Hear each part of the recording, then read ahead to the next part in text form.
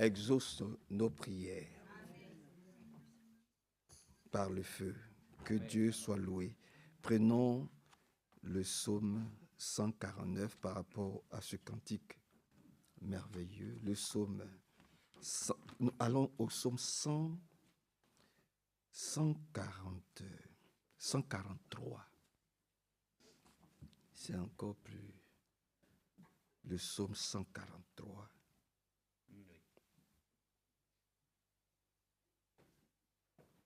Il est dit ici dans le psaume 143. On peut même commencer au verset 1er par la grâce de Dieu. Seigneur, écoute ma prière.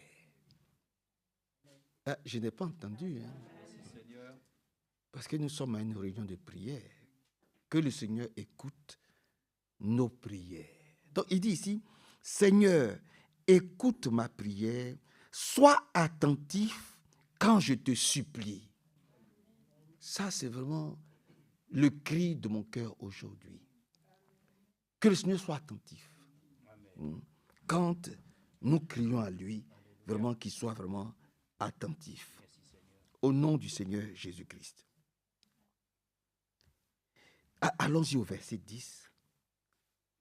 Au verset 10. Allons au verset. Il dit, apprends-moi à faire ce qui te plaît. Amen. Vous êtes d'accord? Asseyons-nous. Asseyons-nous. Il dit, apprends-moi. Seigneur, apprends à chacun de nous à faire ce qui te plaît. C'est vrai. Pourquoi? Car tu es mon Dieu. Vous voyez, car tu es mon Dieu. Vous voyez que nous n'avons pas chanté n'importe quoi. Seigneur, ce que mon cœur désire. Alléluia. Mais ton cœur désire quoi? C'est ça. C'est ce que nous sommes. Apprends-moi à faire ce qui te plaît. C'est ce que mon cœur désire. Amen. Pourquoi? Mais car tu es mon Dieu. Amen. Que ton bon esprit me guide. Amen. Avec bienveillance. Alléluia. Ouais. Un homme de Dieu, il est conduit par l'Esprit de Dieu. Une servante de Dieu, elle est conduite par le Saint-Esprit. Donc là, ici, il dit que ton esprit me guide. Mais moi aussi, c'est ce que je désire. Que l'Esprit de Dieu nous guide. Parce que si l'Esprit de Dieu ne nous guide pas, mais c'est un autre esprit qui nous guide. Vous le savez, je n'ai même pas besoin de dire son nom. Et ça, nous n'en voulons pas. Donc c'est notre prière encore aujourd'hui. Seigneur, que ton bon esprit nous guide avec bienveillance. Voyez-vous? Et puis, il dit, mais mène-moi sur un terrain sans obstacle. Amen. Voyez, si c'est dit, c'est que c'est possible. C'est possible. C'est possible. Si c'est dit, c'est que c'est possible. Seigneur, je veux la paix de tous côtés. Et là, nous sommes dans 2 Chroniques au chapitre 15. Voilà. Où Asa et tous les autres, ayant écouté Dieu, ayant fait le serment de le servir, lui et lui seul, la Bible dit, Dieu leur a donné la paix de tous côtés. Voyez-vous? C'est ce que nous désirons. Donc, si c'est écrit, c'est que c'est possible. Maintenant, il dit ici, puisque tu es le Seigneur, rends-moi la vie. Mais on veut vivre. Une vie qui soit une vie agréable au Seigneur, mais aussi à nous. Je ne veux pas vivre une vie qui m'inquiète. Une vie qui me rend triste. Une vie qui fait que je suis constamment dans l'angoisse et dans la peur. Mais je n'en veux pas. Et je crois que toi aussi, tu n'as pas envie de vivre une vie pleine d'angoisse, d'inquiétude, de troubles, et puis tu ne sais pas où tu vas. Qui a envie de vivre comme ça? Voilà, personne. Personne. Voyez-vous? Donc, il sait ce qu'il demande. Quand il dit, rends-moi la vie, il sait pourquoi il le dit. Amen. Parce que même dans la disette, Paul dit, j'ai su vivre heureux quand je n'avais rien, et puis j'ai su aussi vivre heureux quand j'étais dans l'abondance. Voilà. Voilà. Voilà. quand je suis en période de sécheresse, cela me rend heureux. Et je vous ai plusieurs fois donné l'exemple ici d'un roi riche qui se promenait sur ses terres et puis il voit une petite cabane où il voit un homme qui était en train de glorifier le Seigneur avec un verre d'eau et un pain rassis. Un verre d'eau et un pain rassis. Et il était tellement heureux d'avoir ce verre d'eau et ce pain rassis que ses cris sortaient de cette pauvre petite cabane. Seigneur, je te loue, je te glorifie. Je suis tellement heureux d'avoir eu à manger aujourd'hui. Amen. Amen. Alléluia. Mais il y a beaucoup de chrétiens qui ne sont pas heureux d'être assis ici. Ils ont envie, peut-être, ils ont beaucoup de courses à faire. Je vous l'ai dit, hein. Vous savez, quelquefois, il y a des entretiens. On appelle ça, bon, comme je suis le responsable, j'ai 15 personnes sous ma responsabilité. Et puis chaque année, il y a des entretiens professionnels. Donc je les appelle un à un et puis je parle un peu avec eux. Mais il m'est arrivé une fois de leur demander à tous, mais qu'est-ce que vous faites le week-end? Le samedi quand vous ne travaillez pas. Parce qu'il y a des samedis où ils travaillent, il y a des samedis, dimanches où ils travaillent. Je dis, mais qu'est-ce que vous faites quand vous ne travaillez pas? J'ai appelé Zoupi. J'ai dit à Skratni, tu fais quoi? Il me dit, oui, quelquefois je vais au marché avec ma femme. J'ai fini. Je vais au marché avec ma femme. J'ai dit, mais tu ne passes pas toute la journée au marché? Tu vas à quelle heure? Il m'a dit, oh, moi, une fois, je suis allé au marché, j'ai vu des femmes qui se battaient ici, au CSL ici. Donc, je n'aime pas aller au marché entre 9h et 10h. Je vais tôt. J'ai dit, quelle heure? Mais je vais vers 7h, je vais faire ça, et puis je finis vers 8h, 9h, je rentre chez moi. J'ai dit, très bien. Après ça, tu fais quoi? Il dit, mais je m'ennuie, je suis à la maison, je tourne. J'ai demandé à l'autre, j'ai dit, Cornu, et toi, c'est comment? Pareil, ouais, je vais faire des courses. Ah, j'y vais, je tourne, je fais quoi? Il s'ennuie. J'ai demandé à Thierry Kassou. Il est du côté de Thierry. Mais qu'est-ce que tu fais? Oh, je suis là, et légèrement. Je dis parce que c'est ce qui s'est passé. De toute façon, on est des amis. Donc, et puis ils écoutent les prédications. Donc, voilà. Ils ne sauront pas les étonner. Et Thierry Kassou, il dit, oui, moi, j'amène mes amis. Mes amis, soit on est chez moi, ou on est chez... Et puis on boit, on se saoule. Oui. Et puis, chacun, c'est comme ça. Vous comprenez? Mais soyez heureux, vous et moi. Réjouissons-nous d'être dans la maison de Dieu, en train de nous préparer pour l'enlèvement. Parce que les gens qui sont chez eux à la maison aujourd'hui, il y a un qui me dit, voilà, moi je bricole. Il y a un autre qui me dit, moi généralement je vais dans les bois, je vais casser du bois, ça m'occupe. Mais nous nous occupons ici, dans la maison de Dieu, à nous préparer. On a quelque chose à faire. Là, tu vas les prendre, ils sont dans les jardins publics, en train d'errer par-ci, par-là. Ils sont à Carrefour, ou je ne sais pas où. Ils sont en train de se balader, ils traînent, et puis le week-end, lundi, ils vont venir tous fatigués. Ils vont venir épuisés. Vous-même, vous voyez que le week-end où on n'a pas réunion, vous voyez, quelquefois, on ne sait pas. Quand on ne voyage pas, on est là. Que Dieu nous bénisse. Je n'ai pas entendu. Que Dieu nous bénisse. Oui, que Dieu nous bénisse, mes frères. Donc, quand nous sommes assis, mais réjouissons-nous d'être assises et assis dans la maison du Seigneur. Réjouissons-nous. Parce que nous ne sommes pas assis ici en vain. Nous sommes assis parce que nous avons un objectif, un but. C'est de nous préparer pour rentrer chez nous, dans le royaume de Dieu. Et ici, on n'est pas ennuyé. La parole de Dieu ne nous ennuie pas. Non, c'est vrai. Alléluia. Alléluia. La parole de Dieu n'ennuie pas. Va rester à la maison, tu vas voir. Actuellement, tu vas dormir, tu vas te lever, tu vas préparer, tu vas passer ici, tu vas faire ceci, tu vas faire ceci. Tu vas être plus ennuyé qu'un d'ici. Vous voyez? Réjouissons-nous. Soyons dans l'allégresse. Remercions le Seigneur d'être là. Parce que je le dis, nous sommes tous allés à l'école. On est allé à l'école, aujourd'hui on travaille. Mais ça va nous servir à quoi? Dans 10 ans, dans 20 ans, dans 30 ans? Rien.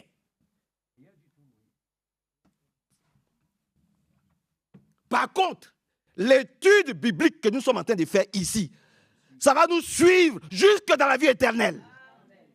Je n'ai pas entendu.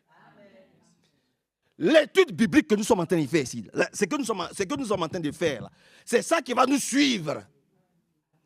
Mais les études que nous avons faites ici-bas, là, ça ne veut pas nous suivre. On n'a pas besoin d'ingénieurs, de docteurs, de techniciens ou de ne sais quoi là-bas. On n'en a pas besoin. Là-bas, on a besoin de l'épouse biblique. Vous comprenez, frère? Et que Dieu nous bénisse. Que Dieu nous bénisse. Vous avez compris? Bon, que Dieu nous bénisse beaucoup. Lisons un peu rapidement. Puisque tu es le Seigneur, rends-moi la vie. Donc vous avez compris maintenant pourquoi il dit rends-moi la vie. Pour que je comprenne le sens même de mon existence. Parce qu'il y a des chrétiens, ils ne savent pas pourquoi ils vivent. Ils ne savent pas. Leur vie n'a pas d'objectif. Mais Dieu, que vraiment le Seigneur nous aide. Hein?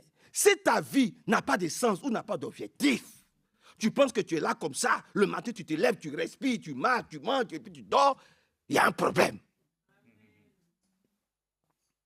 Amen, il y a un problème. Il y a un problème. Parce que quand on est assis dans la maison de Dieu et dans la présence de Dieu, on a un objectif. C'est la vie éternelle. C'est l'enlèvement. C'est le baptême du Saint-Esprit. Amen. Vous êtes d'accord avec la parole de Dieu? Bon, allons maintenant, rapidement, dans le psaume 86, pour voir quelque chose là-bas aussi. Le psaume 86 dit quoi? Par la grâce de Dieu. Le psaume 86. Regardez. Regardez, hein, pour ajouter à ça, le psaume 86. Il y a quelque chose aussi là-bas. Voyez-vous? Regardez le Dieu que nous adorons là. Regardez. Verset 8. Psaume 86. Psaume 86, verset 8. Parmi les dieux, aucun n'est comme toi, Seigneur. Il n'y en a pas. Vous ne pouvez pas comparer, ou nous ne pouvons pas comparer, frère V. Nous ne pouvons pas comparer ce que nous sommes en train de faire ici, là, avec ce que les autres sont en train de faire actuellement dans les supermarchés. Dites Amen. Là où ils sont actuellement, là. C'est le Dieu que nous... Il n'est pas comparable au Dieu du monde. Ce n'est pas possible.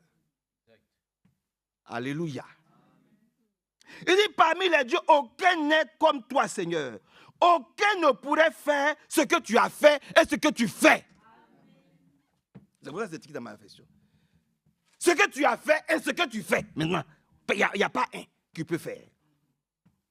Tu as créé toutes les nations. Elles viendront s'incliner devant toi pour t'apporter leur hommage, Seigneur. Car tu es grand, tu fais des merveilles, tu es le seul, unique, vrai Dieu. Amen. Maintenant, viens, c'est que nous devons retenir nous tous, le verset 11, par la grâce de Dieu. Il dit, Seigneur, montre-moi quel chemin je dois suivre. Ce n'est pas ce que nous voulons. Mais c'est pour ça que nous sommes là. Parce qu'il est le seul chemin. Il est la seule vérité. Et encore, il est la seule vie éternelle. Donc, Seigneur, montre-toi à nous.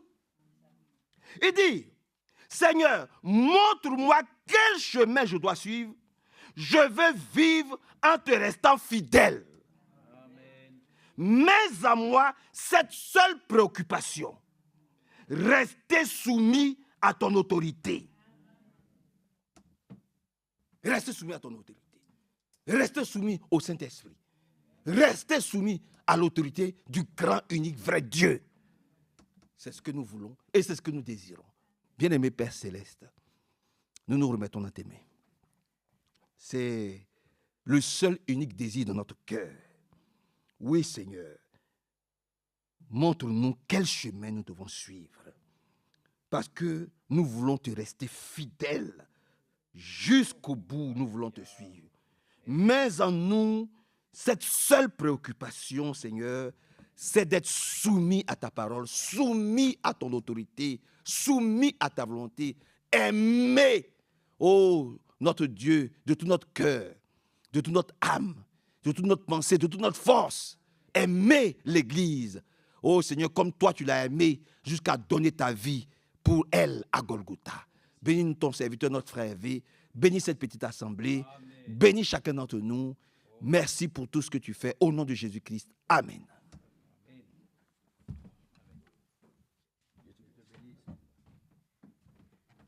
Que le Seigneur soit remercié. Parce que quand nous lisons cette écriture, nous voyons aussi qu'il y a, bien entendu, une personne qui, dans la Bible, s'appelle Michée. Et Michée, ça veut dire qui est semblable à toi. Personne ne peut être comparé ainsi à notre Seigneur Jésus-Christ. Et puis nous pensons à ce que Frère Branham lui-même a pu prêcher. Il y a plus que Salomon ici. Il y a quelqu'un qui peut allumer la lumière pour notre cœur, pour notre âme. C'est le Seigneur. Donc voyez-vous, quand bien même nous avions considéré le ministère de Frère Branham, il y a plus que Frère Branham. Il y a plus que Frère Franck. Il y a plus que toi et plus que moi. Il y a le Dieu Tout-Puissant parmi nous. Et qui est semblable? Vous savez que nous allons devenir comme il est. Parce que lui-même l'a dit, tel qu'il est, tel nous serons. Il n'y aura pas de différence. Mais pour l'instant, il y a encore une différence à cause que nous sommes encore dans ces corps de chair. Et c'est ça qui fait la différence. Que nous ayons l'espoir qui devient par la foi une espérance. Que nous n'allons pas rester dans ces vieux corps de chair. Dieu a préparé pour nous ainsi des corps qui seront des corps nouveaux, qui vont nous glorifier et qui pourront nous présenter devant le Seigneur tel que lui, il est aussi glorifié. Amen. Nous avons acquitté ainsi ce corps d'humiliation. C'est ainsi qu'il a été enseigné dans la parole de Dieu. Est-ce que notre corps, nous le regardons comme quelque chose sur lequel ainsi nous trouvons ainsi de l'attrait? Mais regardons-nous. Tous les jours qui passent nous rapprochent de la mort. Les rides apparaissent, les douleurs, les imperfections, les pertes de mémoire. Tout devient ainsi même ainsi désagréable. Non? Pourquoi? Parce qu'il y a quelque chose de plus grand. Il y a quelque chose que le Seigneur a préparé. Nous pourrons le dire un jour. Ô mort, où est ton aiguillon? Nous aurons revêtu l'incorruptibilité. Mais ça, c'est le thème pour les enfants de Dieu aujourd'hui, de s'attendre à pouvoir revêtir la nouvelle parure. Celle-ci, elle va bientôt ainsi disparaître. Et puis ceux qui sont morts, ils ne vont pas ressusciter avec encore ainsi un vieux corps de chair, ils ressuscitent, frères et sœurs, dans une gloire. Bon, nous sommes heureux parce que nous appartenons au Seigneur. Et parce que nous appartenons au Seigneur, le frère l'a dit, et j'avais constaté dernièrement que les gens qui se rendent à des concerts, notamment des concerts, mais également aussi dans les stades, voyez-vous, ils préparent aussi ces moments. Des fois, ils arrivent même jusqu'à plusieurs heures à l'avance. Eh oui, même des fois, ils campent. Parce qu'il ne faudrait pas se faire duper la place. Donc, ils viennent et ils ont tout fait pour être les premiers. Des fois, nous faisons tout pour que nous arrivions après les autres. Bon, c'est comme ça. Mais ça, c'est ce que Dieu doit créer en nous. Un amour nouveau, renouvelé. Afin que nous puissions le dire, nous avons tellement le désir de pouvoir venir ici et que si même les portes sont fermées, alors nous pourrions taper en disant « Alors, quand est-ce que ça va ouvrir ?» Mais là, les portes sont déjà ouvertes, on n'a plus qu'à s'asseoir et déjà les chants ont commencé. Déjà les louanges ont été données, la prière a été donnée. Déjà même le prédicateur a commencé. Déjà que la réunion n'est pas très longue, comme ça fait qu'elle est très courte. Non, frères et sœurs, on ne peut rien forcer. Mais l'amour de Dieu en nous, c'est ce qui nous porte à aimer.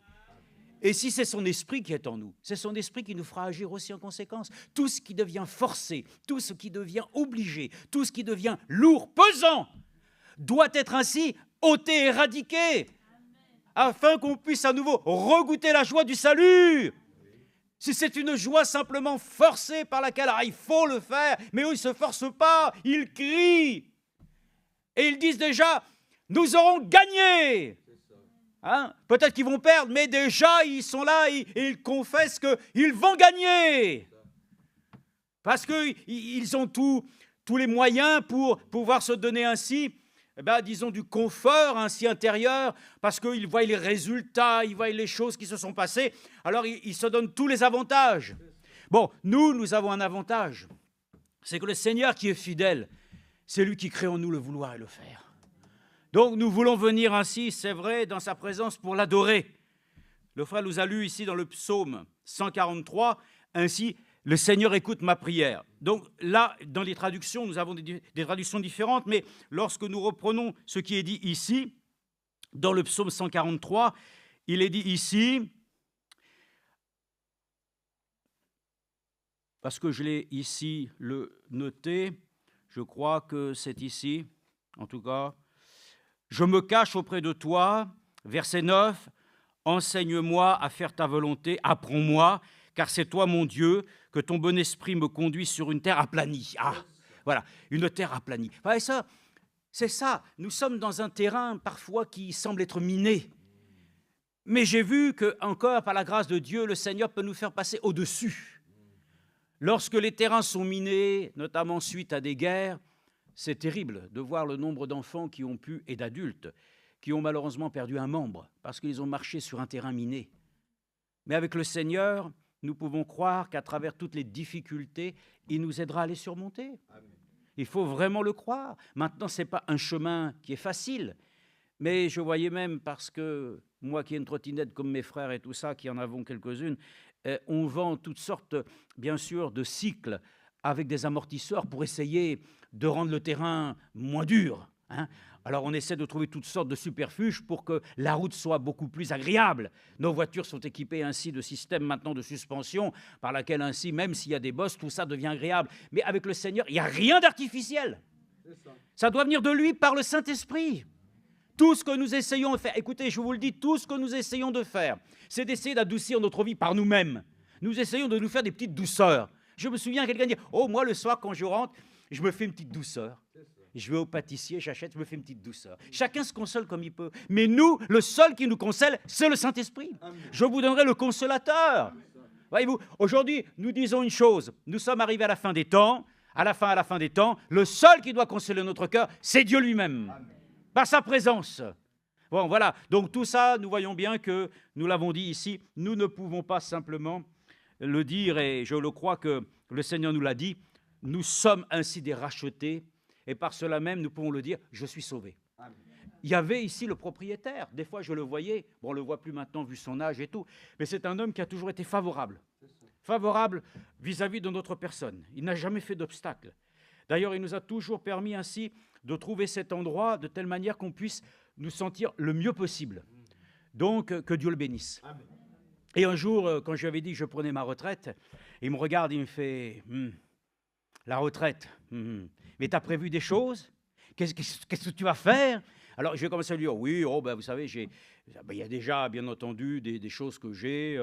Voilà, il y avait déjà une petite maison en campagne, tout ça. Il disait, ah oui. Bon, alors à un moment donné, quand il a vu ça, il a dit, c'est bon, tu es sauvé.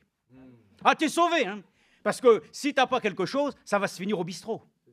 Hein, tu vas traîner chez toi, tu vas plus savoir quoi faire, et puis, oh là là, bon, je le laissais faire, c'est normal. Mais il sait très bien, et pourtant il l'a entendu, mais nous avons Christ dans notre vie. Hein, frère, ça, la question n'est pas ainsi de traîner dans les bistrots, la question n'est pas de traîner non plus dans les musées, notre temps n'est plus ainsi d'aller visiter tous les pays, notre temps n'est plus d'aller ainsi découvrir la terre, mais c'est d'entrer dans l'esprit, c'est d'entrer maintenant dans la promesse du dernier temps, là, et de pouvoir quitter le ciel, la terre pour le ciel. Bon, ça ne nous empêche pas de rester liqués, mais je veux dire, notre préoccupation principale, ce n'est pas les choses de cette terre, parce que le conseil de Dieu est de rechercher le royaume des cieux premièrement. Donc après, bien entendu, nous allons prendre toujours du temps pour certaines choses, mais je veux dire, notre priorité, ce n'est pas d'aller le perdre dans le monde, c'est de le trouver auprès du Seigneur. Donc en moi-même, je me dis, je suis sauvé, oui, mais bon, je suis sauvé parce qu'il y en a un qui m'a sauvé. Et je suis sauvé parce qu'il m'accorde la grâce dans ma vie de trouver une occupation saine, de suivre, amen, le Seigneur. Mais des fois, on peut se trouver oisif. Alors, on le sait très bien que l'Écriture nous le dit, que celui qui persévérera dans les voies du Seigneur ne sera pas trouvé oisif, ne sachant rien faire. Amen. Si tu t'ennuies, si tu sens que les choses deviennent ainsi, pour toi, le temps est long, consacre ta vie au Seigneur. Et ça, je le dis pour moi. Amen. Que le temps ainsi nous accorde la grâce de nous dire que, comme le frère l'a dit, il est temps que nous nous occupions des affaires de notre Père. Jésus l'a dit. Ne savez-vous pas que je dois m'occuper des affaires de mon Père? Mais alors, qu'est-ce que tu fais? Pourquoi tu n'es pas à ton ouvrage là-bas en train de travailler le bois? Et c'était son Père céleste. Donc, frères et sœurs, nous avons besoin de nous occuper des affaires de notre Père. Veillons toujours à ne pas nous occuper des affaires des autres. Ça, ce n'est pas notre affaire, mais occupons-nous personnellement du Seigneur. Alléluia. Donc, nous sommes reconnaissants à Dieu. J'aimerais lire avec vous une parole que je n'ai pas lue mercredi. Je l'ai dit comme ça, mais c'était un peu désordre. Alors, j'aimerais la lire avec vous dans Hébreux chapitre 12, verset 13, même si le contexte et la pensée, je pense que nous l'avons saisi, mais lisons-le comme l'Écriture le dit. Vous savez que l'Écriture est belle? Ah, l'Écriture, elle est jolie, hein? L'Écriture, elle est un peu, vous savez, un peu comme le langage provençal. Quand vous allez dans le sud de la France, il semble que les paroles chantent. C'est vrai ou pas? C'est ce qu'on dit, hein? Pourquoi? Parce que c'est un pays ensoleillé. Les gens sont beaucoup plus... hein? Mais il ne faut pas simplement se laisser aux apparences. Parce que ce n'est pas celui, justement, qui est zélé et qui semble avoir toujours la capacité de pouvoir ainsi montrer qu'il est joyeux. Il faut éprouver les choses pour savoir d'où vient ta joie. Notre joie se trouve dans le Seigneur. Mais bon, soit dit en passant, c'est une image. Et frère Franck aimait énormément descendre en Côte d'Azur. Il aimait le sud de la France. Ça vous étonne? Non, il a dit lui-même, il aimait le sud de la France. Il aimait aller là-bas, il aimait ainsi profiter ainsi de ce climat et tout ça. Et là-bas, c'est vrai que les personnes ainsi semblent, effectivement, lorsqu'ils parlent, ils sont beaucoup plus joviales et tout. Il faut que l'Écriture, en nous, parle aussi d'une manière joviale. Voyez-vous, parce que c'est l'esprit de joie que Dieu a mis dans notre cœur qui doit aussi, non pas comme ces gens qui parlent de choses et d'autres qui n'ont rien à voir avec la foi, mais nous, que lorsque nous parlons de Jésus, que les gens soient convaincus que ce que nous disons, nous le croyons et que nous l'aimons. Vraiment, quand nous parlons de Jésus, il faut que les gens entendent que réellement on l'aime. Il faut que Jésus soit réellement pour nous notre sujet d'adoration. Vous comprenez? Donc, la parole de Dieu, quand on la lit, elle doit résonner, elle doit avoir un effet positif sur nous. Elle n'est pas simplement une parole qui nous attriste, elle est une parole de réconfort. Et donc cette parole dans Hébreux chapitre 12, verset 13, Hébreux 12, verset 13, voilà, verset 11, on avait prononcé ces choses, toute correction, il est vrai, paraît être au premier abord, mais je n'ai pas lu tout. Alors, un sujet de tristesse et non de joie, mais plus tard, elle procure un paisible fruit de justice à ceux qu'elle a formés. On va revenir très courtement sur le fruit de justice, parce qu'il y a eu un événement cette semaine qui s'est produit, nous l'avons tous entendu au sujet d'Israël, mais il y a eu des protagonistes dans tout ça qui ont prononcé des choses. Oh, frères et sœurs, ne nous laissons pas tromper par les paroles d'hommes. Les paroles de Dieu sont vraies et véritables. Les paroles d'un homme, elles sortent de sa bouche, elles sont fausses. Mais toute parole qui sort de la bouche de Dieu est vraie, oui et amen. À condition qu'elle soit prononcée, frères et sœurs, par l'esprit de celui qui est l'esprit de l'amen. Car lui-même le dit, je suis l'amen, le premier, le dernier, le commencement et la fin. Celui par lequel nous pouvons le dire que toute parole qui sort de lui est inspirée au point même où il est écrit qu'il n'y a aucun homme qui a été capable de pouvoir prophétiser, ni de dire des choses, ni écrire ces choses, que Dieu ne les ait poussés à le faire. Mais les hommes sont poussés à dire des choses qui sont écrites, mais dont nous savons qu'elles ne sont pas dans le contexte que Dieu lui-même ainsi l'a donné. Alors il dit ici, c'est pourquoi redresser les mains abattues. Amen. Voilà. Mais même les bras sont difficiles à lever. Tout est difficile à lever. On a même du mal à se lever pour le culte du dimanche. Donc pensez bien que ce n'est même pas les bras. C'est les pieds, c'est les jambes, c'est tout. Tout a du mal. Mais le Seigneur nous donne cette parole de réconfort. Ainsi, c'est pourquoi redresser les mains abattues et les genoux paralysés. Regardez ça. Par la grâce du Seigneur, des fois ça craque. Et des fois je me dis, mais c'est lourd et tout ça. Mais le Seigneur nous le dit. C'est pour ça qu'encore une fois, relevez la tête. Quand on vous dira ces choses-là, mais relevez la tête. Et puis, regardez les choses. Et vous allez voir que vous redressez en vous une stature spirituelle qui reprend une position non pas d'affaiblissement. Dieu, relève-nous de notre affliction. Le frère a dit, écoute notre prière, fais-nous vivre. Christ est ma vie. C'est ce que je voudrais dire. Je ne sais pas si je vais avoir le temps de le dire, mais enfin, je voulais simplement en parler avec vous. C'est que nous avons une véritable histoire. L'histoire de notre vie, elle est écrite dans les paumes des mains de notre Seigneur Jésus-Christ. Dans ses meurtrissures, mon histoire est là. Dans sa mort expiatoire, mon histoire se retrouve là. À Golgotha, mon histoire est là. Et ma destinée, elle est aussi avec celui qui m'a appelé à son admirable lumière pour aller avec lui pour demeurer dans l'éternité. Oh, mon histoire. Frère Branham m'a dit, voilà l'histoire de ma vie. Mon histoire, elle est très courte. J'étais perdu, je suis sauvé. Et en tant que sauvé, maintenant, je marche vers le ciel. Alléluia. Alors, je le dis cet après-midi, que les mains qui ont des difficultés puissent à nouveau s'élever vers le Seigneur. Lui qui a souhaité que les hommes élèvent les mains vers lui. Vous avez vu que dans les prières, on n'élève plus les mains. On a déjà même du mal à se lever. Alors des fois, vous vous levez, mais moi, je ne me lève pas pour la prière, parce que j'attends aussi que le prédicateur le dise. Prenons pas des habitudes, simplement de se lever, croyant que parce qu'on s'est levé, on a été spirituel. Attendez, quand on va à Krefeld, des fois, on lève notre personne parce qu'on nous le demande. Et si on ne nous le demande pas, on reste assis. Vous comprenez ? Ne faisons pas les choses simplement par accoutumance, habitude, pensant que ça va satisfaire Dieu. Frères et sœurs, le Seigneur demande lui-même d'élever les mains et on ne le fait pas. Mais là, on ne demande pas de faire la chose, on le fait, on est zélés, frères et sœurs. Mais que Dieu nous accorde la grâce de le faire par le Saint-Esprit. Maintenant, celui qui veut se lever, il peut même rester debout pendant toute la réunion, il peut chanter debout, il peut faire tout. L'essentiel, c'est que dans son cœur, ça bouillonne. Que ça bouillonne. Voilà pourquoi nous le disons, c'est pourquoi redresser les mains abattues et les genoux paralysés. Maintenant, ce n'est pas que cela, que vos pieds suivent des pistes droites. Je vous ai dit, alors nous pourrions parler encore des aiguillages. Peut-être que nous allons y venir. Mais afin que ce qui est boiteux ne dévie pas, mais plutôt soit guéri. Amen. Celui qui prend le bon aiguillage, frères et sœurs, ne peut pas être dévié d'une trajectoire qui n'aurait pas été décidée à l'avance. Parlons succinctement de ces choses. Quand on parle d'aiguillage, d'abord, premièrement, l'aiguillage ne se fait pas par celui qui d'abord se trouve et positionné sur les rails. La chose déjà devant lui a été dessinée. C'est l'aiguilleur, celui qui, dans le haut du ciel, déjà a tracé nos vies. On appelle ça des traçages. Vous savez que le Seigneur nous a fait passer un jour, ainsi de la mort à la vie.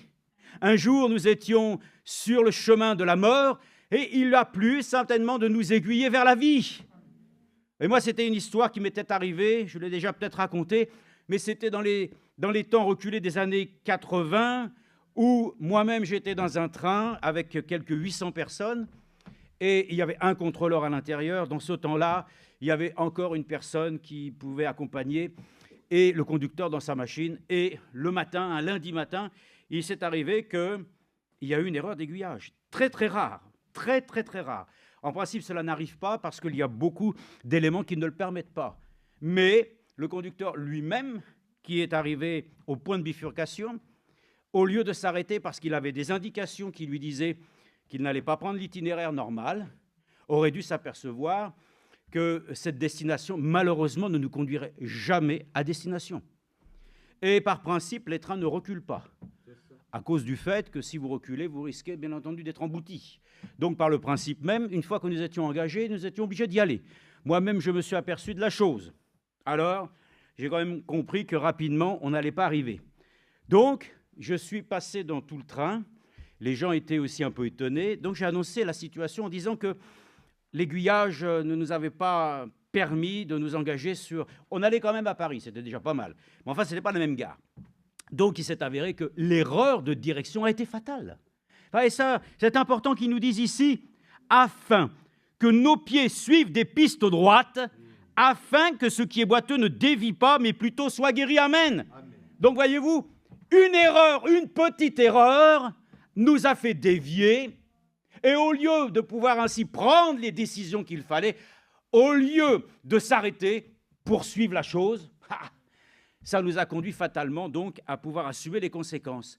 Frères et sœurs, c'est important de comprendre que le Seigneur nous accorde la grâce d'avoir des chemins droits, que nos cœurs ne soient pas tordus, que nous ne puissions pas dévier de notre trajectoire.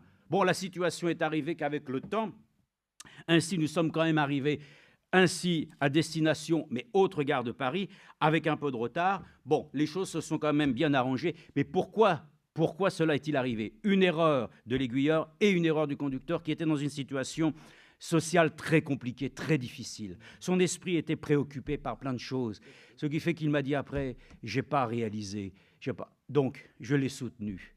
Nous avons reparti ensemble, il a fallu faire différentes choses, mes frères et sœurs, que Dieu nous aide à être conscients ce soir que l'avertissement est ici. Redressons les mains abattues, les genoux paralysés, que nos pieds suivent des pistes droites. Amen. Afin que ce qui est boiteux ne dévie pas, mais plutôt soit guéri. Amen. Recherchez la paix avec tous et la sanctification sans lequel personne ne verra le Seigneur. Amen. Et j'en viens à cela de ce qui a été annoncé. Eh oui, le président Donald Trump a pu dire cette chose. Voyez-vous le résultat de toutes les négociations? C'est que nous sommes des artisans de la paix. Oh là là là là là là, artisans de la paix. Nous en avions parlé. Mais regardez dans Jacques, parce que là aussi nous devons reprendre les Écritures de Jacques, chapitre 3, par laquelle nous l'avons lu ici. Il ne suffit pas simplement de prétendre être chrétien. Il ne suffit pas simplement par quelques actions, pouvoir attester soi-même que notre témoignage est vrai. Le témoignage vient de Dieu. Amen. Que si tu es agréable, c'est lui qui va le rendre. Maintenant, le témoignage des hommes est bien, mais celui de Dieu étant supérieur, je vais me calquer sur celui-ci. C'est ainsi qu'alors Enoch marcha avec son Dieu, parce qu'il eut l'approbation qu'il fut agréable à Dieu. Bon, maintenant, cet homme qui, dans sa politique, a négocié les choses pour que Israël puisse arrêter, bien sûr, cette guerre, et qu'aussi le Hamas puisse aussi cesser aussi leur résistance, leur rébellion. Enfin, tout ça, vous l'appelez comme vous voulez. Nous appelons ça simplement l'histoire de la Bible. Nous avons une histoire, et vous allez voir, je vais vous le dire très courtement, l'histoire des hommes n'a rien à voir avec notre histoire. Nous avons une histoire à part. Parce que l'histoire des hommes, c'est comme Frère Branham l'a expliqué, dans les 7 âges de l'Église, vous avez la ligne de vie, la ligne de mœurs. Vous avez la ligne d'équité, la ligne d'iniquité. Paul l'a dit lui-même, l'œuvre de l'iniquité avait déjà commencé de son temps. Et nous savons qu'alors tout a été révélé à travers les 7 sceaux, les cavaliers et toutes ces choses. Oh, frère et sœurs, nous avons de la joie à pouvoir nous dire que nous sommes privilégiés d'avoir entendu de la part de Dieu la révélation de Jésus-Christ telle que nous l'avons reçue à travers l'ouverture des 7 sceaux. À travers même l'étude profonde des 7 âges de l'Église, vous avez tout. Vous allez dire, bon, vous n'avez pas de réaction, d'accord. Enfin, si c'était Frère Franck qui vous le disait, Amen. C'est ça. Mais lui, il le dit, vous avez tout dans les 7 sceaux, Amen. Mais nous, on ne peut pas le dire ici, c'est du passé. Voyez-vous, ça n'a pas le même impact. Mais frères et sœurs, si c'est le même esprit, ça doit produire les mêmes effets, en tout cas dans notre vie. Que ça produise rien d'apparence, mais moi je m'en fiche. L'essentiel, c'est que ça produise en moi la vie. Amen. Donc vraiment, on est heureux de voir, nous n'avons rien à voir avec le monde. Et c'est pour ça que nous avons vu l'esprit du Seigneur et la religion politique, les deux qui se suivent. Mais ils n'ont pas de relation. Et ça, nous n'avons pas de relation avec le monde. Le monde, ce n'est plus notre préoccupation. Donc l'homme politique dit, nous avons été les artisans de la paix. Mais que dit alors l'Écriture? Elle ne dit pas ça. Elle ne dit pas ça du tout. Ah non, non, non, non, non. Voyez-vous, on prend une bride des Écritures pour en faire ainsi une éloge pour obtenir le prix de la paix. Et ça, la paix que Jésus donne, ça, c'est par la grâce. Les hommes vont avoir la paix en disant, je vais produire mes propres œuvres, et on va pouvoir dire, c'est moi qui ai mis fin à la guerre. Et ça, le seul qui a mis fin à une guerre qui nous séparait de Dieu, c'est le ministère de la réconciliation. Nous avons avec lui la paix. Et ça, c'est une paix, frères et sœurs, qui vient d'une justification, d'une œuvre que nous avons reconnue parfaite, et qui ne vient pas ainsi autrement que de celui que Dieu a envoyé dans cette humanité, Jésus-Christ fait chair, mort pour nous et ressuscité le 3e jour, en tant que Fils de Dieu, en tant qu'ainsi celui qui a ainsi accompli une œuvre par laquelle ainsi, voilà, nous nous reconnaissons. Moi, je ne me reconnais pas dans quelqu'un qui dit qu'il est artisan de la paix si lui-même n'a pas pris ainsi acte de ce que dit l'Écriture. Donc, il est dit ici, voilà, c'est dans Jacques chapitre 3, Écoutez bien, verset 17, « La sagesse d'en haut est d'abord pure, ensuite pacifique, modérée, conciliante, pleine de miséricorde et de bons fruits, sans partialité, sans hypocrisie. » Tu trouves ça dans la politique, toi? Tu trouves ça ou pas? Là, je comprends que tu ne me réponds pas puisque tu n'es pas dans la politique. Il y a des fois des gens qui sont très zélés pour répondre. Ah ben non, hein. Enfin, ça, n'ayons pas l'esprit politique. On ne trouve rien dans la politique. Regardez ce qui se passe dans notre pays. Les choses sont ainsi faites, mais, regardez bien, le fruit de la justice, amen. Amen. C'est ça qui manque. Le fruit de la justice est semé dans la paix par les artisans de paix, amen. Sommes-nous des artisans de paix? Il faut que nous soyons de ceux dont il est écrit « Heureux les pieds de ceux qui apportent de bonnes nouvelles ». Il y a des frères et des sœurs qui apportent que des mauvaises nouvelles. Ils ne font que simplement ainsi relater les déficiences d'un peuple qui malheureusement aujourd'hui se laisse assouvir par ça. Et ça, nous relevons par la parole qui nous dit « Nous sommes plus que vainqueurs par celui qui nous a aimés.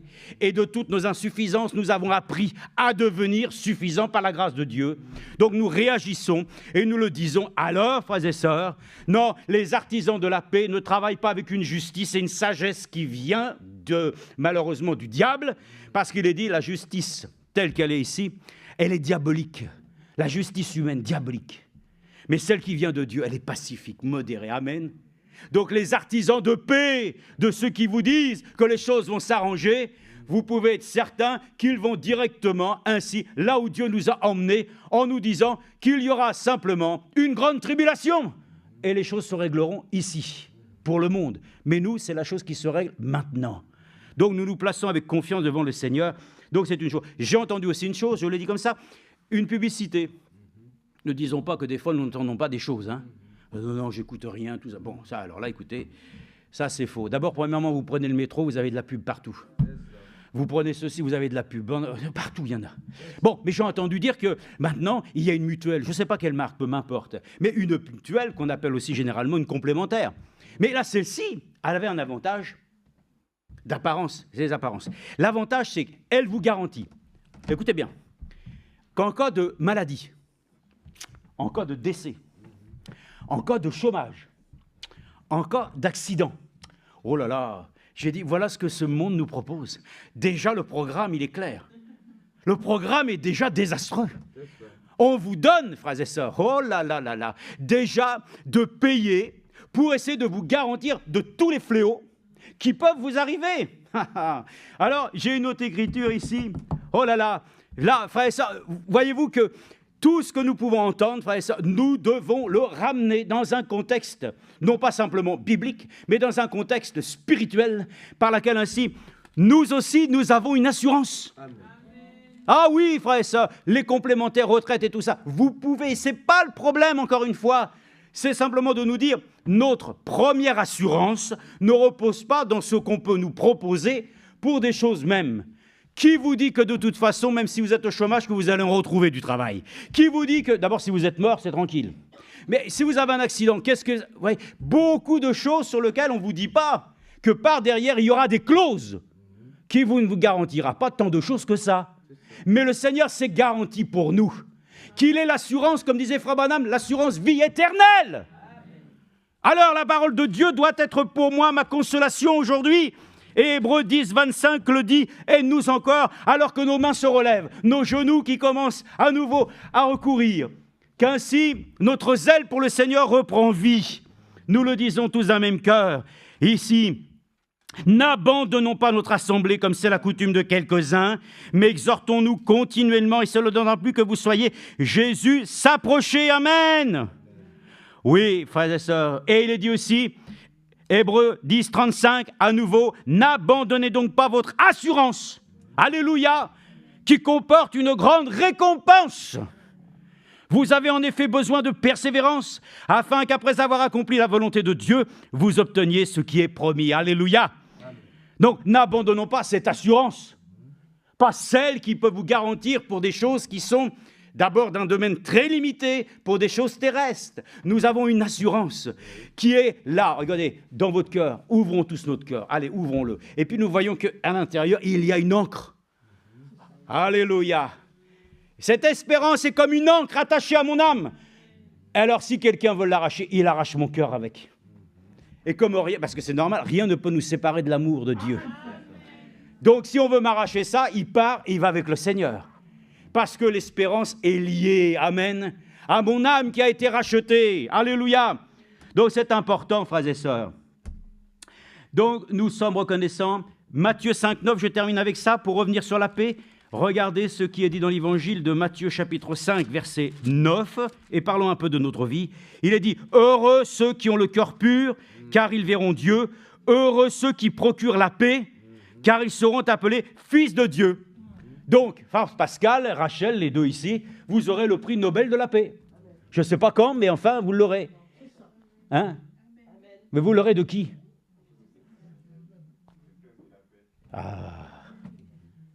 Nous la recevrons, frères et sœurs, notre couronne que personne ne vienne la ravir.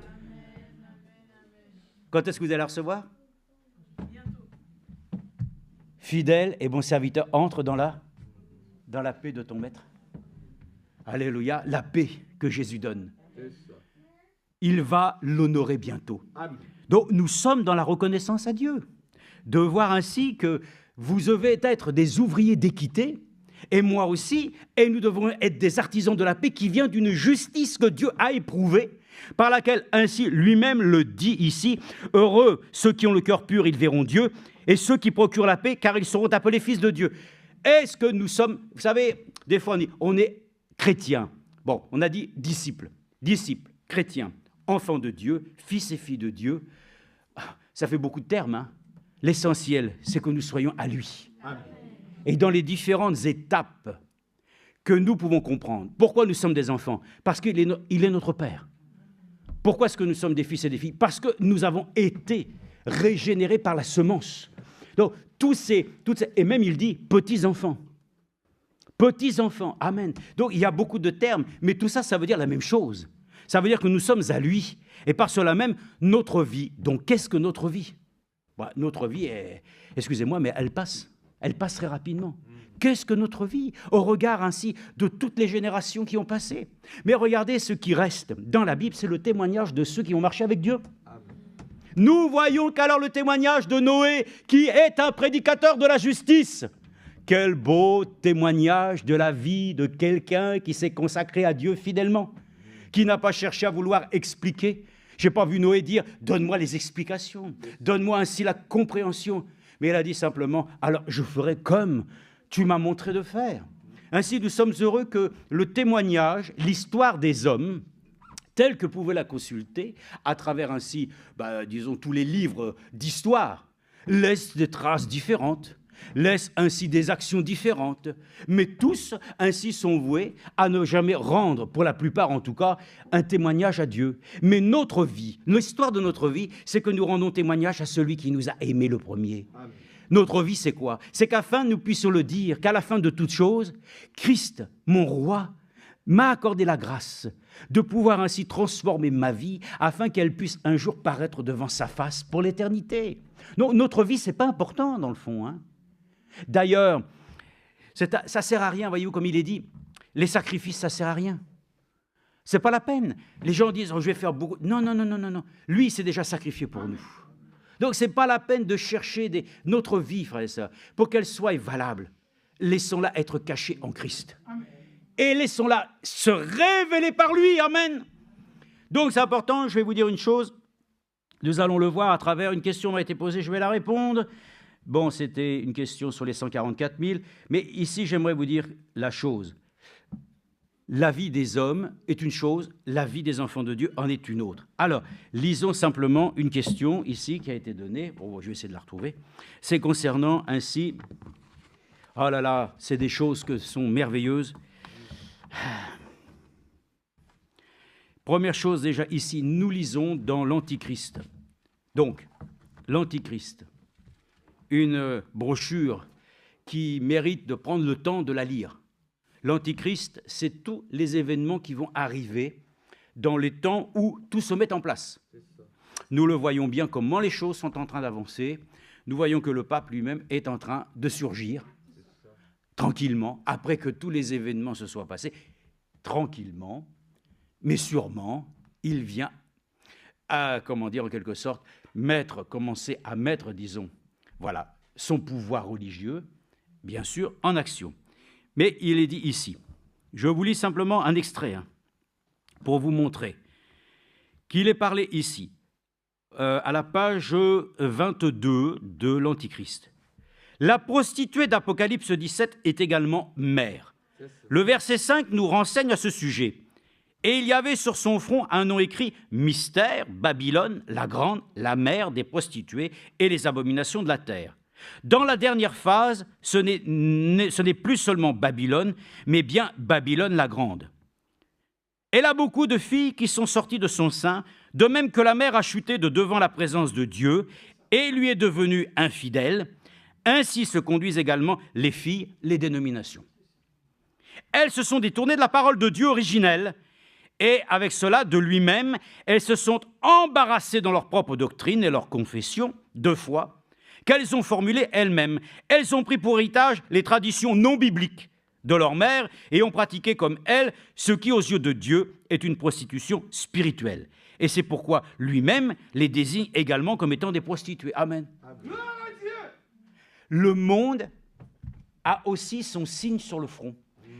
Et on va le lire d'ailleurs. Il est dit que aussi, pour ceux que le Seigneur connaît, il place aussi un signe sur leur front. Voyez-vous, il y a toujours des choses qui semblent être d'apparence identiques, mais ce n'est pas du tout le même esprit.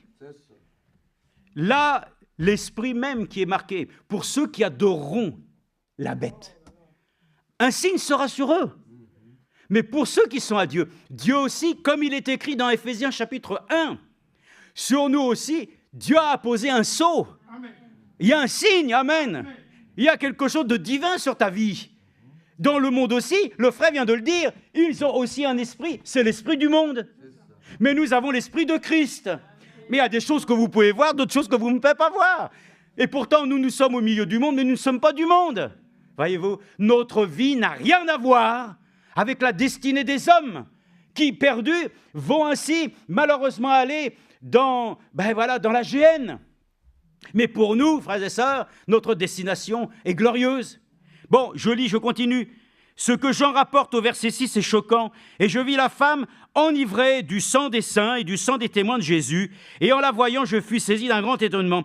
L'histoire de l'Église donne diversement le nombre des martyrs. L'évaluation la plus haute qui soit connue de l'auteur est de 68 millions.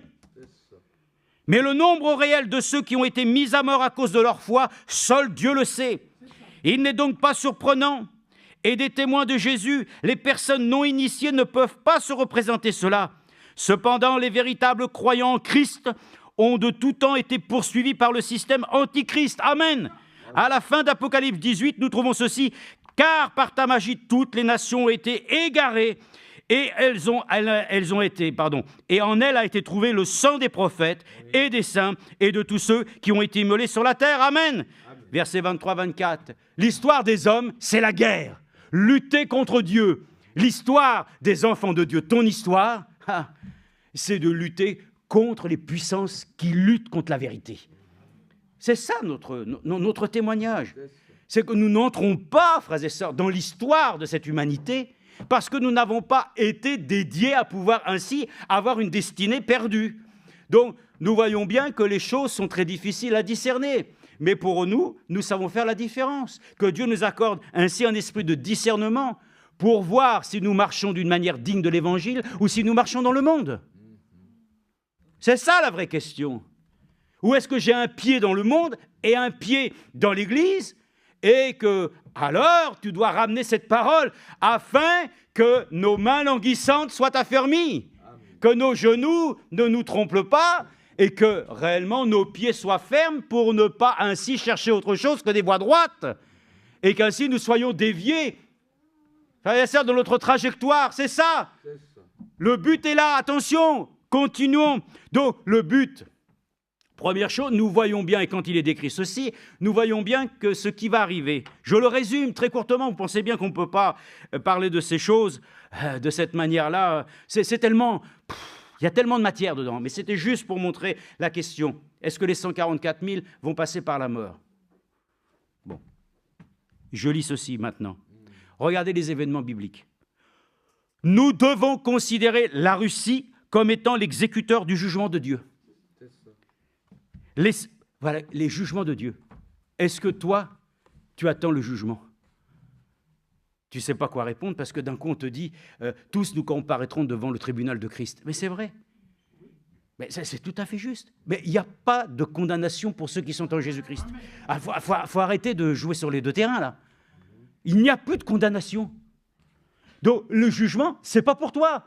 Parce qu'il est écrit, celui qui croit passe déjà de la vie, de la mort à la vie, de la condamnation, du jugement à la vie. Donc, frères et sœurs, les choses que nous voyons ici, c'est qu'il va y avoir un jugement. Les nations vont être jugées. Nous n'avons pas besoin d'être jugés. Le Seigneur lui-même déjà nous en a convaincus. Il est dit simplement, les symboles du marteau et de la foncile sont vraiment les mieux choisis. Maintenant, je vous donne les événements bibliques qui doivent arriver. Résumons très courtement, avec ce que vous voyez. 3 attaques seront lancées. Les 2 dernières peuvent être situées bibliquement. La première s'accomplira contre les USA, la deuxième contre le Vatican et la troisième contre Israël. D'un point de vue de la stratégie militaire, la première attaque contre les USA sera nécessaire, c'est-à-dire que les USA se tiennent aux côtés d'Israël et doivent à nouveau de cela être mis hors de combat pour un moment afin qu'ils ne puissent pas intervenir lorsque les puissances adverses tomberont sur Israël. La Russie se joindra à tous les peuples arabes et sera leur meneur pour conduire une attaque contre Israël. Pour les lecteurs de la Bible, ces événements est connu comme la grande bataille d'Armageddon. Avec eux, la Perse, Cush, l'Éthiopie, Pouts, la Libye, ayant tous les boucliers, des casques, Gomer et toutes ses bandes, la maison de Togarma, du fond du Nord et de toutes ses bandes, beaucoup de peuples avec toi, prépare-toi et tiens-toi prêt, et toi et tout ton rassemblement qui est assemblé auprès de toi, et sois leur chef, ainsi de suite. Et ça, les événements bibliques, vous les voyez. Mais pour nous maintenant, l'histoire de ce monde, c'est ce qui doit arriver dans la grande tribulation et tous les jugements. Et ça, nous partons avant. Voyez-vous, vous avez compris? L'histoire de ma vie, c'est de ne pas avoir part à ces choses, de partir avant. Mon histoire aujourd'hui, c'est là mon chant. Comme dit l'Esprit et l'Église disent ensemble, viens Seigneur Jésus, amen. Mais le monde va directement à son jugement. Mais nous allons directement. Pourquoi? Parce que Dieu va nous faire prendre l'aiguillage. Alléluia. Soudainement, nous partons vers le ciel. Moi, je n'ai rien à voir avec l'histoire du monde. L'histoire ainsi des rois de France. L'histoire de tout ce qui est... C'est l'histoire, ça. C'est l'histoire des hommes. Mais mon histoire, c'est avec Jésus-Christ. Mon histoire commence un jour où Dieu m'a fait naître de nouveau. Mon histoire, c'est qu'il a changé mon cœur. Il m'a amené d'être une créature vile à devenir, alléluia, une nouvelle création en Jésus-Christ parfaite. Dieu a fait de nous ainsi des êtres qui peuvent l'adorer en esprit et en vérité. C'est merveilleux, hein? Mais toutes ces choses nous montrent qu'alors, le grand jugement vient, mais les enfants de Dieu, leur vie aujourd'hui, la préoccupation, c'est de se laisser amener, amen, à l'obéissance pour que l'achèvement se fasse au point que nous puissions dire, maintenant pour nous, terminé, nous partons. Et nous laissons tout s'accomplir de telle manière que ces choses-là ne nous concernent pas. Question, oui, j'en reviens tout de suite à ça. Bon, il est dit,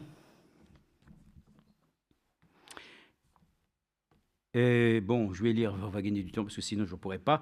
Donc, je lis ça simplement. La question est, concernant les 144 000, doivent-ils passer par la mort? Moi, je ne me prends pas trop la tête parce que je sais que nous avons, comme mon frère Roger me disait, qu'est-ce qu'il en est de l'appel de minuit? Oh là là! Bon, je lui ai dit l'appel de minuit, mais ça y est, il a déjà eu lieu l'appel de minuit. Hein. Bon, si vous voulez avoir les réponses, retour de Jésus-Christ.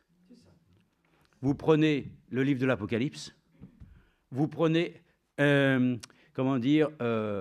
l'Antichrist, mais vous avez tout.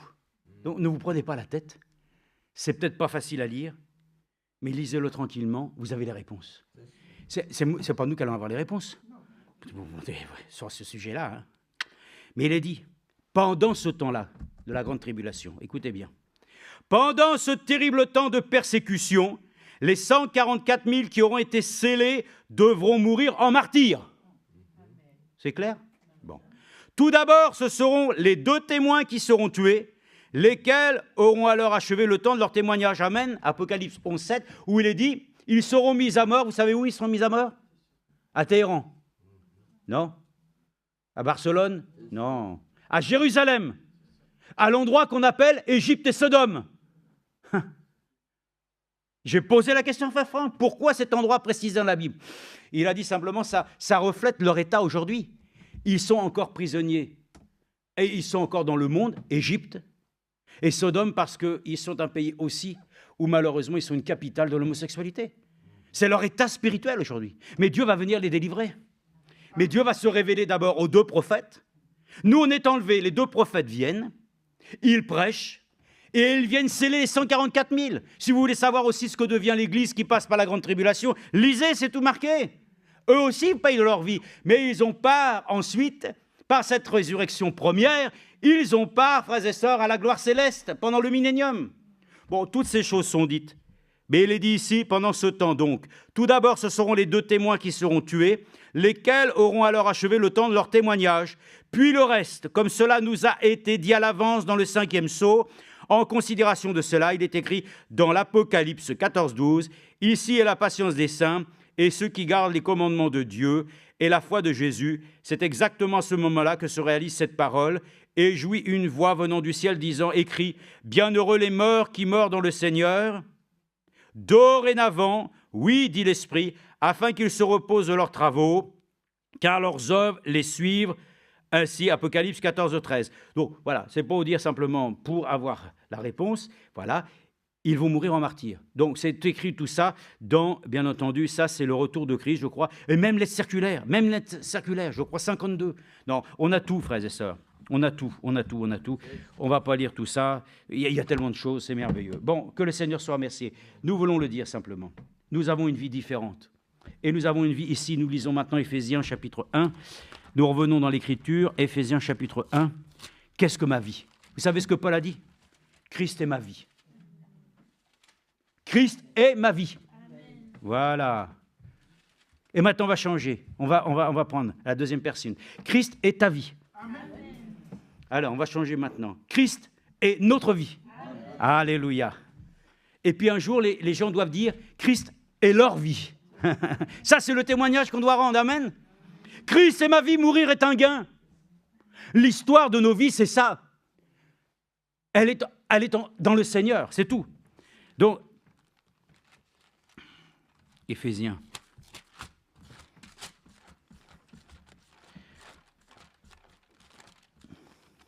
Voilà, Éphésiens. Chapitre 1, verset 15, il est dit « C'est pourquoi moi aussi, ayant entendu parler de votre foi au Seigneur et de votre amour pour tous les saints, je ne cesse de rendre grâce pour vous. Je fais mention de vous dans mes prières, afin que le Dieu de notre Seigneur Jésus-Christ, le Père de gloire, vous donne un esprit de sagesse et de révélation, qui vous le fasse connaître, qu'il illumine les yeux de votre cœur, afin que vous sachiez quelle est l'espérance qui s'attache à son appel, quelle est la glorieuse richesse de son héritage au milieu des saints, quelle est la grandeur surabondante de sa puissance envers nous, qui croyons selon l'action souveraine de sa force. Amen. Et puis vous continuez. Ça, c'est ma vie. C'est ta vie. C'est notre vie. Amen. Notre vie se trouve ici. Et ça n'a rien à voir avec une quelconque, je vais dire, destinée que les hommes ainsi t'ont promise, ou de ce que le frère a dit, de ce que toi-même, tu t'es donné comme capacité pour arriver à devenir un être éloquent, ou quelqu'un qui a des ministres. Non, toutes ces choses, frères et sœurs. Nous, il nous a rendus capables. Lui, il nous a rendus capables. Ma vie, c'est qu'il m'est rendu capable. Qu'il t'ait amené comme Paul à pouvoir ainsi un jour t'emmener dans le désert afin de te débarrasser de tes capacités pour qu'il puisse mettre les siennes. Et qu'aujourd'hui, nous puissions le dire, nous venons ici afin qu'il nous débarrasse de nos vieilles pensées et qu'il remène ainsi les siennes dans notre vie. C'est ça notre vie aujourd'hui. Sinon, ça n'a pas de sens. Vous dites, mais vous êtes vieux maintenant. Ben merci, c'est gentil. Il y a un âge pour tout. La Bible dit, il y a un temps pour naître, un temps pour mourir, voilà. Mais ça ne change rien parce que frère, madame l'a dit. Vous me dites que aussi parce que... Mais quand j'étais jeune, j'avais déjà ça dans mon cœur. Alléluia.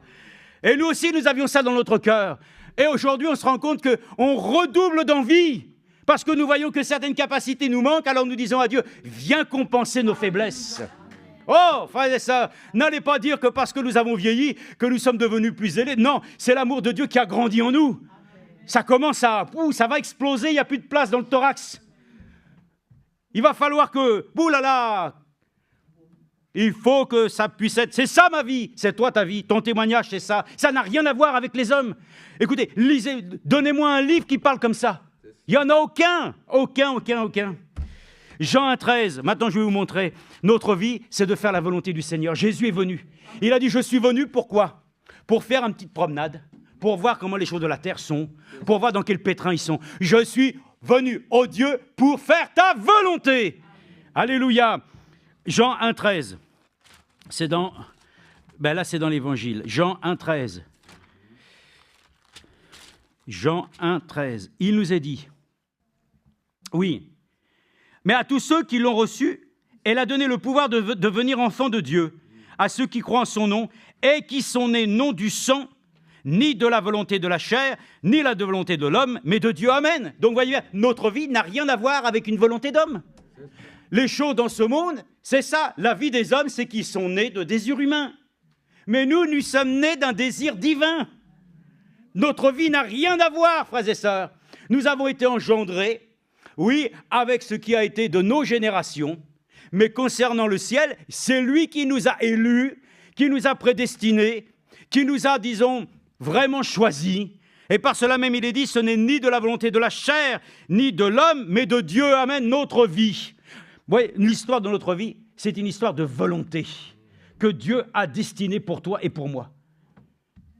Ma vie, mon histoire, ce n'est plus moi qui l'ai décidé, c'est lui qui l'a décidé pour moi. Les hommes décident pour eux-mêmes.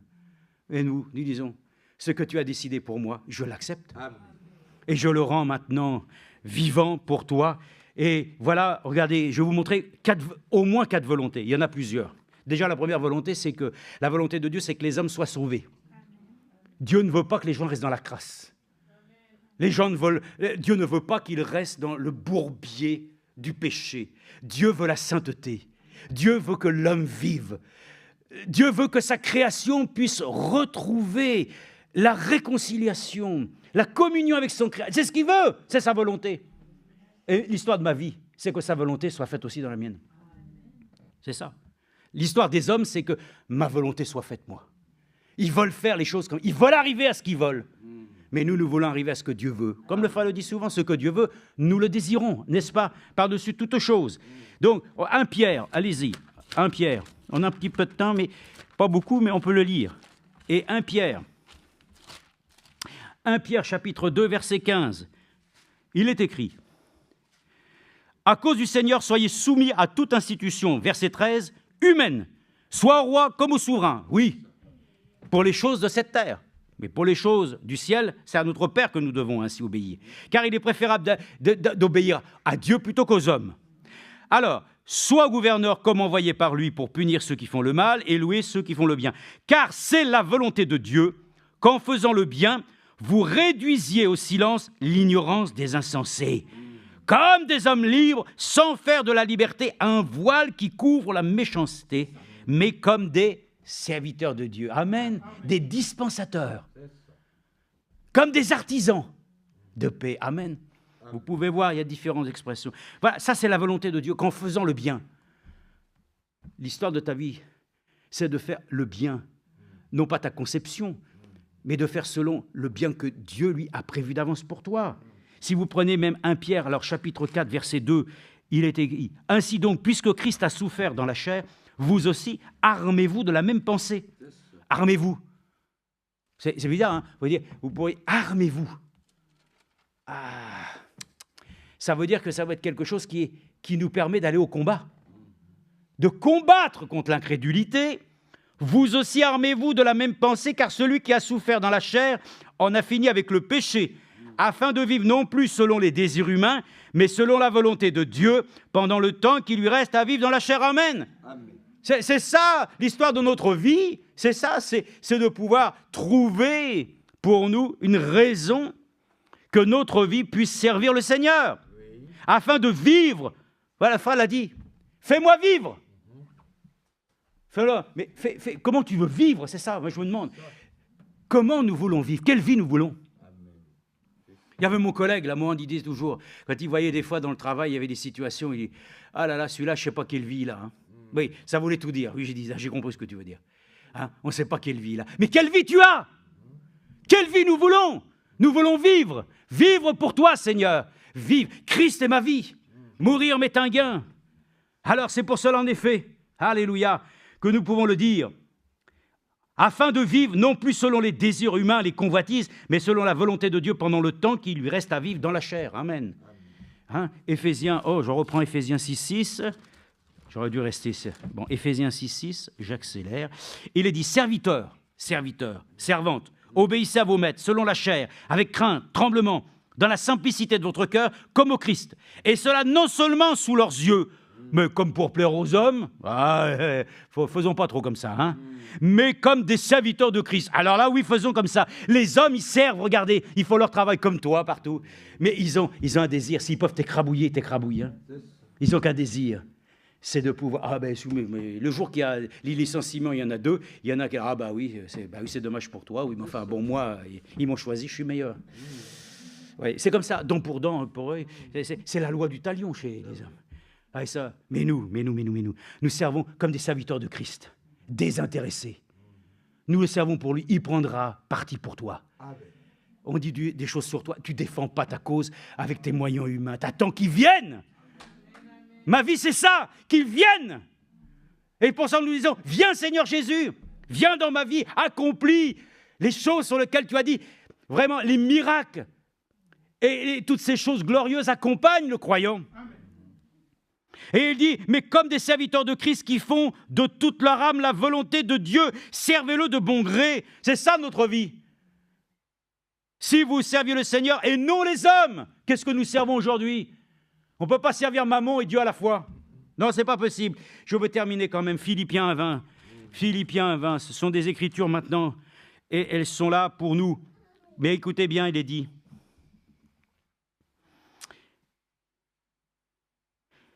De toute cette situation, nous l'avons dit, on n'a pas perdu son temps. Non. Philippiens 1, verset 19. Pourquoi? Parce qu'il est écrit ici. Car je sais que cela tournera à mon salut. Grâce à vos prières, à l'assistance de l'Esprit de Jésus-Christ, selon mon ardent désir et mon espérance, je n'aurai honte de rien. Mais maintenant, comme toujours, Christ exalté dans mon cœur. Oh là là là là là là! Là, c'est ça un peu comme le roi Agrippa. Oh là là, t'as déraison, on te fait aller. Non, frère, il n'y a pas de déraison, ça.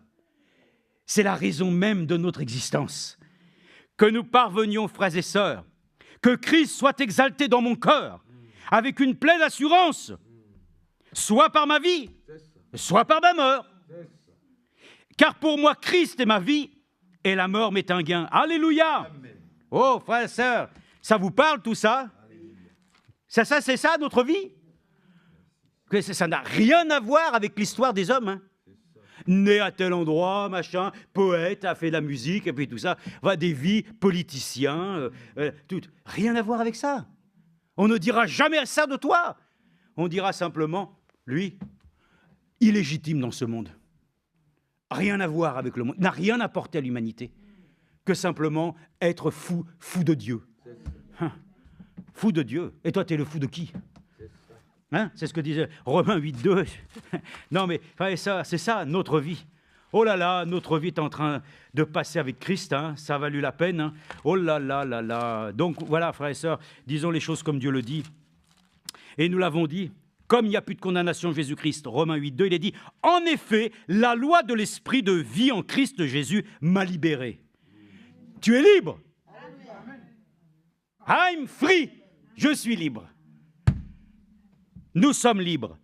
En effet, la loi de l'Esprit en Christ m'a libéré de la loi du péché et de la mort, car chose impossible à la loi, parce que la chair se rendait sans force, Dieu, en envoyant à cause du péché son propre Fils dans une chair semblable à celle du péché, a condamné le péché dans la chair, et cela pour que la justice prescrite par la foi soit accomplie en nous, qui marchons non selon la chair, mais selon l'Esprit. Amen. Amen. Allez, on termine. Oui, 5 minutes. 1 Corinthiens, chapitre 1, 6. 1 Corinthiens 1, 6. 1 Corinthiens chapitre 1 verset 6, il est dit, oh là, voilà, notre vie. Que notre vie soit un témoignage. Alléluia. Agréable, bien entendu, à Dieu. Jésus me demande d'être un rayon de soleil afin que puisse paraître, mais oui, le regard, le sourire de notre Seigneur Jésus-Christ. Car il est écrit, 1 Corinthiens 1, verset 6, « Car le témoignage de Christ a été fermement établi en vous. » Amen. Ainsi donc, il ne vous manque aucun don. Toi, tu dis, mais j'ai pas. Il nous manque aucun don. C'est parce que simplement notre vie n'est pas suffisamment disposée pour que Dieu le manifeste dans sa plénitude. Nous retenons les choses parce que notre vie n'est pas à Christ. Notre vie est encore retenue. Notre vie, là dans le temps où nous sommes, vous allez voir ce qui va se passer. Encore, tout ce qui est malheureusement, voyez, même s'il y a du tartre, Dieu va l'ôter. Tout ce qui peut faire ombrage, Dieu va l'ôter. Ça ne peut pas être autrement. Est-ce que nous sommes prêts à ça? Est-ce que l'histoire de notre vie, c'est de dire maintenant nous sommes à la fin de notre vie? Et nous ne parlons pas de notre vie terrestre, nous parlons de notre vie dans l'histoire du salut. Nous sommes arrivés ici. Que le Seigneur prenne maintenant l'autorité sur le corps de Christ. Que toute autorité soit donnée à son Église épouse. Il vous affermira jusqu'à la fin. Oh, quelle grâce! Pour que vous soyez irréprochables au jour de notre Seigneur Jésus-Christ, son avènement, son retour. Tout ça, c'est des choses que j'avais rectifiées dans ma Bible à force d'avoir été agrafé. On nous a envoyé, ces frères Élysée ont envoyé, je crois, une prédication de 2006. Et à un moment donné, j'ai vu ça et je crois que je me suis aperçu. Et je me suis dit, j'étais là, oui. Oui, mais le problème, ce n'est pas de savoir si nous étions en 2006 ou en... Est-ce qu'aujourd'hui, nous sommes là? Est-ce que nous sommes encore avec lui? Est-ce que nous sommes encore dans cette perspective que nous serons irréprochables? Dieu est fidèle, lui qui vous a appelé à la communion de son Fils Jésus-Christ, son Seigneur. Vite, 2 Corinthiens, c'est juste à côté, 2 Corinthiens 8, 19. Comme ça, on n'a pas besoin d'aller trop loin. 8, 19. Il est dit, grâce soit rendue, verset 16, à Dieu de ce qu'il a mis dans le cœur de Tite le même empressement pour vous, car il a accueilli notre exhortation plus empressé que jamais. Oh, nous, on n'est pas trop empressés. Hein. Bon, il ne faut pas trop en donner à la fois parce que ça fait beaucoup. Hein. Mais c'est de son plein gré qu'il part pour aller chez vous. Nous envoyons avec lui le frère dont la louange, à cause de ce qu'il a fait pour l'Évangile, est répandue dans toutes les églises. De plus, il a été désigné par les églises pour être notre compagnon de voyage dans cette œuvre de grâce dont nous avons la charge pour la gloire du Seigneur lui-même et en témoignage de notre bonne disposition. Amen. Amen. Voilà, notre vie, c'est de laisser un bon témoignage. Amen. Si on a un mauvais témoignage, il faut le changer. Vous allez dire maintenant, je porte le poids. Mais c'est un mauvais témoignage. Il faut le reconnaître que si ça n'a pas été bien, mais tout aujourd'hui, avec le Seigneur, peut redevenir favorable. Il faut simplement le reconnaître. Ça n'a pas été correct, ok. Et s'il y a des conséquences ou des choses qui... Bon, ok, ça, c'est toujours compliqué, mais dans la mesure du possible, changeons aujourd'hui. Que si notre témoignage n'est pas correct, qu'il le devienne aujourd'hui. Notre vie, notre préoccupation, c'est que nous devenions un témoignage parfait. Et ça, je le suis conscient que le Seigneur lui-même ne pourra pas faire autrement que de le faire. Et là, je donne vraiment cette dernière parole. C'est Hébreux 11 et nous pourrons prier. Verset 11, 2 à 15. Donc, voyez-vous, c'est ça. L'histoire de notre vie, c'est que nous ne demandons pas que « Oh, c'était une grande personne ». Quand les gens décèdent, voilà. Non, ils donnent toute leur vie. Généralement, j'évite de parler de la personne afin que les gens soient confrontés de savoir si eux, leur vie était en accord avec Dieu, parce que la personne, elle, qui était une croyante, elle est déjà auprès du Seigneur. Donc, il n'y a pas besoin d'aller faire toute l'éloge de sa vie.